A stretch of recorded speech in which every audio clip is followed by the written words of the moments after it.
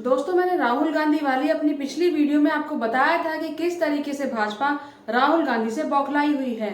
अगर आपने वो वीडियो नहीं देखी है तो आप डिस्क्रिप्शन बॉक्स में जाकर देख सकते हैं, मैंने वहां लिंक डाल दिया है। उस वीडियो में मैंने आपको प्रूफ के साथ ये बताया था कि जब राहुल गांधी ने लंदन में अपनी स्पीच दी तो किस कदर उनको बदनाम करने की कोशिश की जाने लगी और ये कहा गया कि राहुल गांधी ने भारत का अपमान किया है। और उसके बाद राहुल गांधी को संसद में भी बोलने तक नहीं दिया गया, अपनी बात रखने का मौका तक भी नहीं दिया गया। लेकिन सिर्फ बात वही खत्म नहीं हुई, इस कदर भाजपा राहुल गांधी से बौखलाई हुई थी कि और भी बहुत कुछ उन्होंने राहुल गांधी के साथ कर डाला। आज इन्हीं सब के ऊपर चर्चा करने वाले हैं हम इस वीडियो में, तो चलिए अपनी वीडियो को आगे बढ़ाते हैं।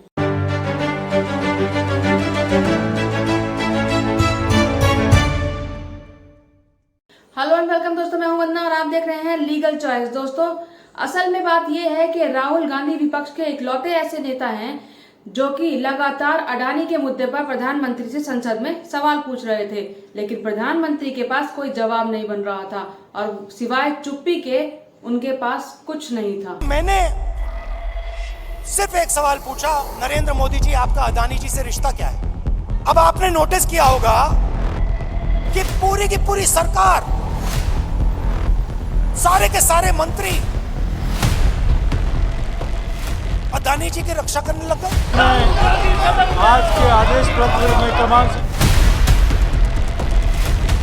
क्या है इस अडानी में जो बीजेपी और आरएसएस को, सब मंत्रियों को इसकी रक्षा करने की जरूरत पड़ रही है? अडानी जी के बारे में हिंदुस्तान के पार्लियामेंट हाउस में सवाल नहीं पूछा जा सकता है। हम पूछेंगे, एक बार नहीं हजारों बार पूछेंगे, रुकेंगे नहीं जब तक सच्चाई नहीं निकलेगी। अडानी जी की सच्चाई नहीं निकलेगी तब तक हम नहीं रुकेंगे। जब राहुल गांधी को लंदन की स्पीच पर घेरने की कोशिश की गई और उसके बाद राहुल गांधी जब संसद में अपनी बात रखने के लिए गए तो उनको बोलने नहीं दिया गया। लेकिन ऐसे कब तक रोका जा सकता था? तो भाजपा ने कुछ ऐसा करने की कोशिश की कि सांप भी मर जाए और लाठी भी ना टूटे। तो राहुल गांधी को घेरने के लिए कुछ नया प्लान किया गया। 2019 का उनका एक बयान था जिस पर डिफेमेशन का केस चल रहा था। आइए पहले उस बयान को सुन लेते हैं कि क्या बयान था। आपसे कहते हैं काले धन के खिलाफ लड़ाई, आपको धूप में बैंक की लाइन के सामने खड़ा करते हैं, आपके जेब में से पैसा निकाल के बैंक में डालते हैं और फिर आपको पता लगता है कि आप ही का पैसा नीरव मोदी उठा के भाग गया। 35,000 करोड़ रुपए आपकी जेब से निकालकर उसकी जेब में। मेहुल चौकसी, ललित मोदी।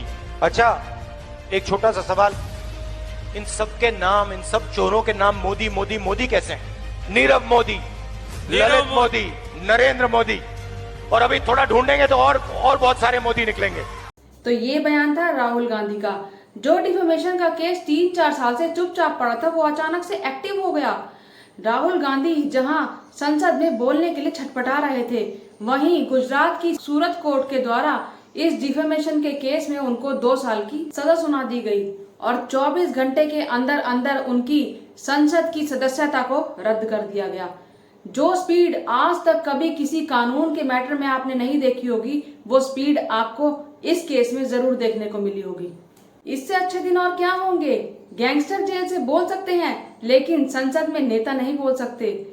राहुल गांधी संसद के लिए अयोग्य है लेकिन प्रज्ञा ठाकुर योग्य है। राहुल गांधी का बयान जिसमें उन्होंने नीरव मोदी, ललित मोदी के नाम पर कटाक्ष किया और चोर को चोर बोला, लेकिन चोर को चोर बोलने पर उन्हें सजा हो जाएगी, ये उन्होंने कभी सोचा भी नहीं होगा। संसद की सदस्यता जाने के बाद राहुल गांधी ने एक प्रेस कॉन्फ्रेंस की और अपने शब्दों से पूरे के पूरे तानाशाह को हिलाकर रख दिया। राहुल गांधी के चेहरे पे बिल्कुल शिकन तक नहीं थी कि उन्हें संसद की सदस्यता जाने का कोई दुख है।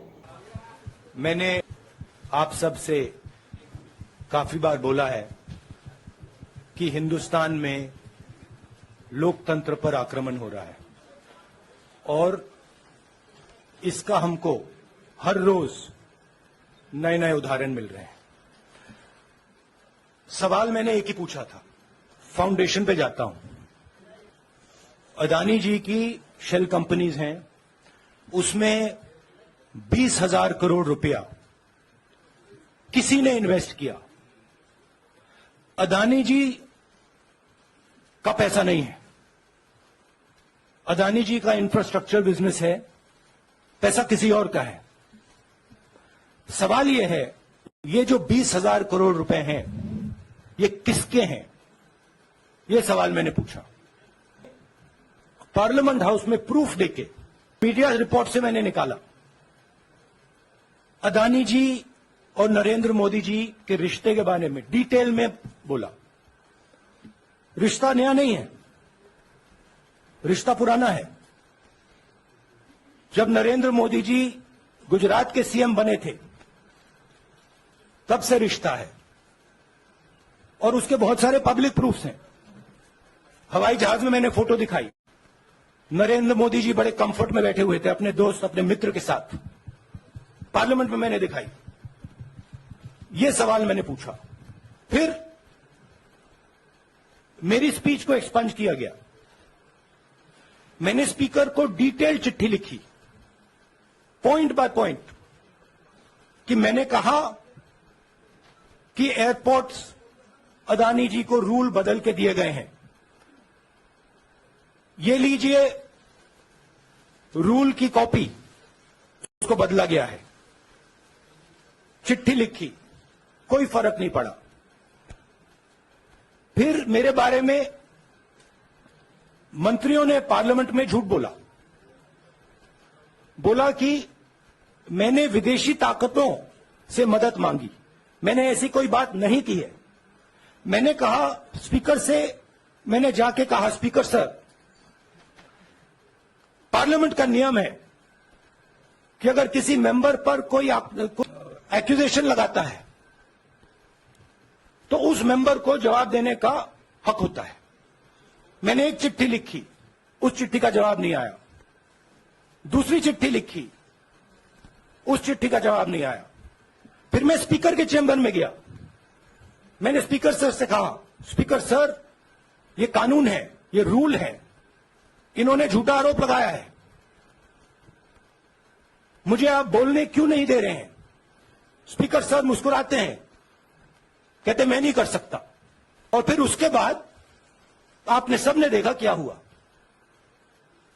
सवाल पूछना मैं बंद नहीं करूंगा। नरेंद्र मोदी जी का अदानी के साथ क्या रिश्ता है और 20,000 करोड़ रुपए किसके हैं, मैं पूछता जाऊंगा। मुझे कोई डर नहीं लगता इन लोगों से। और अगर ये सोचें कि मुझे डिस्क्वालीफाई करके, धमका के, जेल में डाल के मुझे बंद कर सकते, नहीं, मेरी वो हिस्ट्री नहीं है। मैं हिंदुस्तान के लोकतंत्र के लिए लड़ रहा हूं और मैं हिंदुस्तान के लोकतंत्र के लिए लड़ता रहूंगा। किसी चीज से नहीं डरता हूं, यह सच्चाई है। हमारे कॉन्स्टिट्यूशन में हर सिटीजन के पास एक फंडामेंटल राइट है, right to speech and expression, यानी कि बोलने की आजादी, और हमारी इस आजादी को छीना जा रहा है। अब आप खुद सोचिए ना कि जब एक नेता नहीं बोल सकता तो एक आम इंसान की क्या औकात है कि वो बोल सके, अपनी आवाज उठा सके, सरकार का विरोध कर सके। जब राहुल गांधी की सजा पर पब्लिक में हंगामा मच गया तो भाजपा ने एक और फंडा ढूंढ लिया। उनका कहना था कि मोदी का अपमान करने पर राहुल गांधी ने पूरे ओबीसी समाज का अपमान किया है। जो भाजपा हिंदुत्व की बात करती है, जो भाजपा ये कहती है कि हिंदुओं जाग जाओ, सब हिंदुओं एक हो जाओ, वो आज ओबीसी की बात कर रही है। वो आज ओबीसी को भड़का रही है।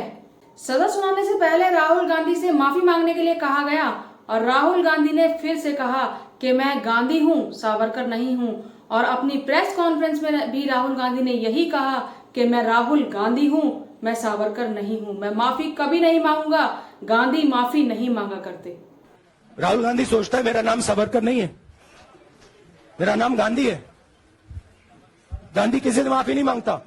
और बात सिर्फ संसद की सदस्यता पर ही खत्म नहीं हुई। लोकसभा की आवाज समिति ने राहुल गांधी को नोटिस भेज दिया कि उनको 22 अप्रैल तक अपना सरकारी घर खाली करना पड़ेगा। क्या है ये सब? अब आप खुद बताइए कि ये तानाशाही नहीं है तो क्या है? यानी कि मोदी सरकार राहुल गांधी से इतना डर गई, इतना घबरा गई, इतना बौखला गई कि उनको हर तरीके से गिराने की कोशिश कर रही है।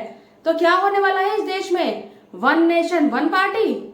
जब राहुल गांधी को सरकारी घर खाली करने का नोटिस मिला तो राहुल गांधी ने भी इसका जवाब दिया और उन्होंने उसमें ये कहा कि आपका नोटिस मुझे मिल चुका है, आपकी बात मैं ज़रूर मानूंगा, इस घर के साथ मेरी बहुत सारी यादें जुड़ी हुई हैं। लेकिन जैसे ही राहुल गांधी के पास नोटिस आया उनका सरकारी घर छोड़ने के लिए, पूरे देश के दरवाजे राहुल गांधी के लिए खुल गए। आप खुद देखिए। लोगों ने अपने घरों का दरवाजा श्री राहुल गांधी के लिए खोल दिया और अपने घरों पर ये बैनर लगा दिया, मेरा घर आपका घर है। जरा इस वीडियो को देखिए। मेरा घर आपका घर। मेरा घर राहुल गांधी जी का घर है। मेरे सभी सदस्य उनके आने का इंतजार कर रहे हैं। राहुल गांधी की सदस्यता खत्म होने के बाद संसद में भी विपक्ष के द्वारा बहुत हंगामा किया गया। यू आर किलिंग डेमोक्रेसी के नारे लगाए गए और मोदी अडानी के ऊपर भी नारे लगाए गए।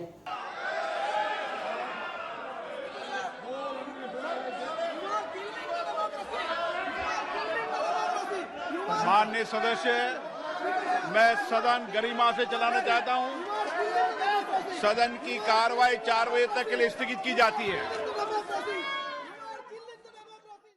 With your permission to present the bill as recommended by the Rajya Sabha earlier, passed by the Lok Sabha, be cleared.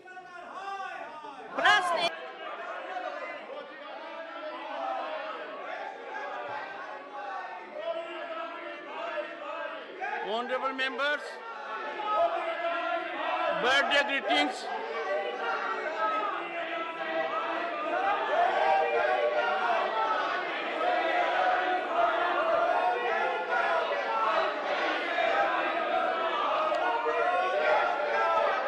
Unfortunate that 10 hours that were given for discussion on this have not been availed.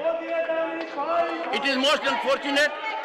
This is a theater for discussion, debate, to put across points that matter in larger public interest. Not availing these 10 hours of discussion is not very wholesome. The House stands adjourned to meet at 1100 hours on Tuesday, 28th March 2023. विपक्ष की सबसे बड़ी party के नेता हैं राहुल गांधी, और सिर्फ राहुल गांधी के साथ ही ऐसा नहीं हो रहा, विपक्ष की और पार्टियों के नेताओं के साथ भी ऐसा हो रहा है।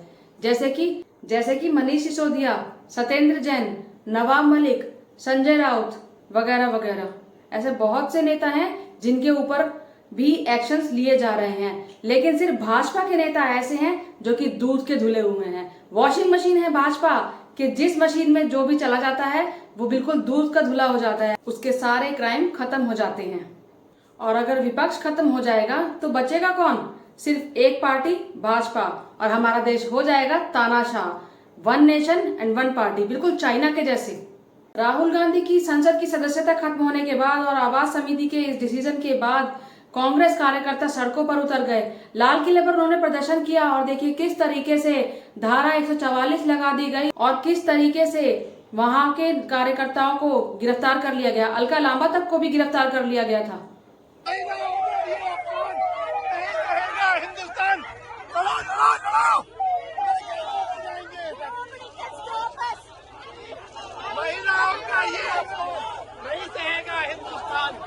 महिलाओं का ये पंच नहीं चलेगा। अंदर जाना है, बाहर जाना है।